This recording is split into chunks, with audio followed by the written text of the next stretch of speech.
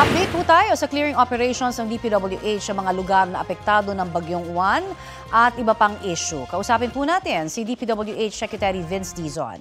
Magandang tanghali at welcome po sa Balitang Hali, si Connie Sison po ito.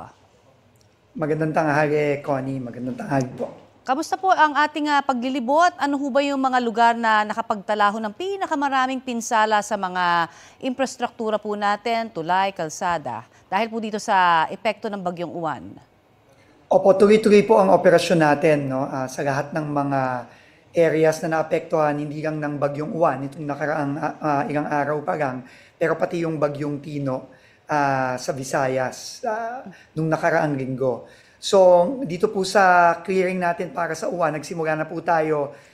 Simula po nung humupa na kahapon ng umaga, nagsimula na po ang kasagsagan ng clearing operations natin mula Bicol hanggang norte, no.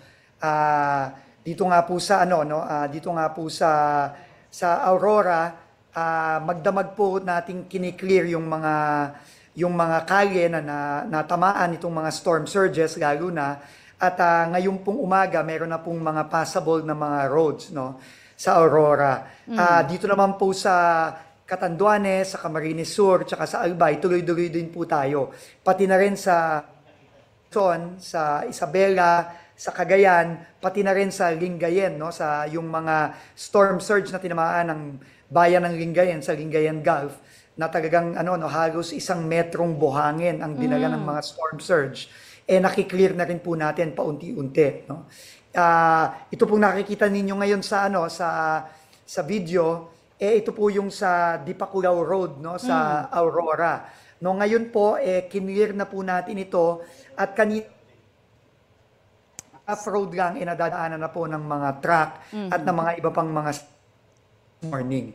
Pero ako po mismo ay pupunta dito sa Aurora sa Biyernes para po i-assess at pabilis nating maaayos yung coastal road dito papuntang Dipaculaw sa Aurora. Okay. So tuloy-tuloy po tayo, Connie, no, sa lahat ng area. Pati na rin dito sa Metro Manila, no, sa Navotas, yung mga kailangang gawin ng mga nasirang mga dike sa Manila Bay, papasok ng Navotas, gagawin na rin po natin. Opo, at sa lawak ho talaga ng mga infrastruktura ho natin na kailangang ayusin, ano ho ba yung magiging sistema?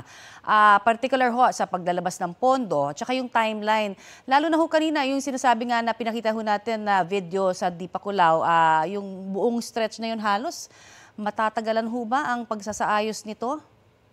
Unang-una, commit na po ang ating Pangulo, no, na lahat ng pondong kinakailangan para ma-repair natin ang lahat ng mga nasira dahil dumaang bagyo, available po yan. No? Yan po ang assurance ng ating Pangulo sa ating mga kababayan. Dito naman po sa timeline, no, magagaman po natin, halimbawa po itong sa Dipaculaw, magagaman po natin sa mga susunod na araw kung gaano kabilis natin magagawa ito. Pero ito ay kailangan simulan na agad-agad, no?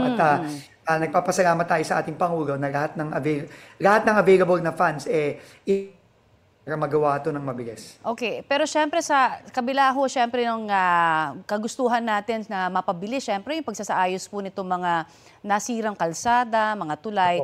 Magsasagawa rin ho ba kayo on the side ng investigasyon kung bakit ganun ka siguro bilis nasira ito? O baka kasi may... Kasabay po yan, no? Okay. Kasabay po yan, Connie, no? Sa lahat naman ng mga nangyayari ngayon, kailangan nating malaman kung ano ang naging sanhe. Kung ito ba talaga dahil lang sa mga sakunang dinanas natin o merong kakulungan din, no, sa pagpapagawa nitong mga to. So, kagaya halimbawa, no, itong binisita ko lang ngayong umaga, yung nasirang floodgate sa Estero de Paco sa Maynila, kasabay nung pagpapagawa natin, no, na nag-commit naman yung kontratista na walang dagdag na gastos sa gobyerno ito, kayang maayos to in 14 days at papatibayin pa to in the next 3 months.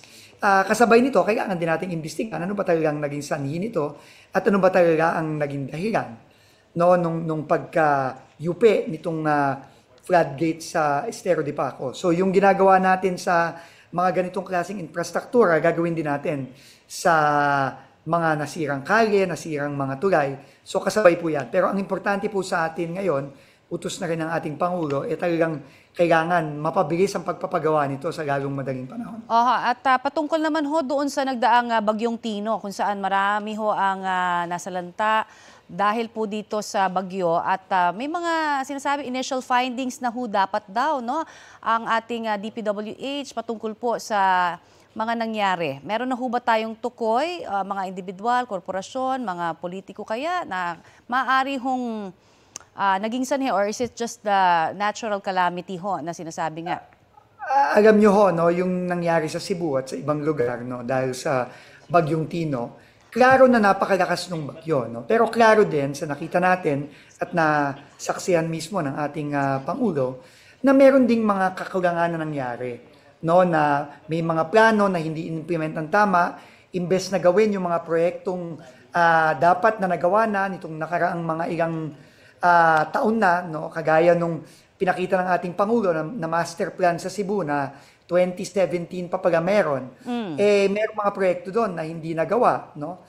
Kaya yun po, in fact, ngayon pong alauna, tutulungan din po ako ni former Secretary ng DPWH, Babe Singson, at pag-aaralan natin ng mabuti yung master plan na dapat natapos na pala noong 2017 pa lang na kailangan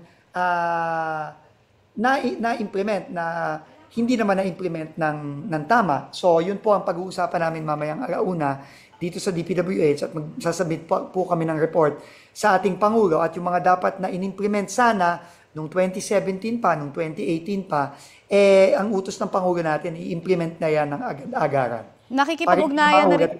Opo, nakikipag-ugnayan na rin ho ba kayo sa pamunuan po ng DNR dahil may mga sinasabi rin ho na maaring nag-release ng permit no sa ilang mga negosyante na maaring mali dahil nga po nakapag-contribute di umano dito sa pagbaha at least diyan po sa Mayliloan particular na. Opo, tayo po ay makikipag-ugnayan sa sa DNR at kung anong kailangan nilang tulong para i-assess kung yung bang mga requisitos o yung mga requirement o kondisyon ng kanilang mga ECC na i-release, natupad ba nitong mga kontratista. So handa po ang DPWH na makipagtulungan sa DNR para ma-assess ng tama ito. Alright. Marami pong salamat sa inyo pong update na ibinigay po sa amin. Maraming salamat po, Connie. God bless po. God bless din po. Yan po naman si DPWH Secretary Vince Dizon.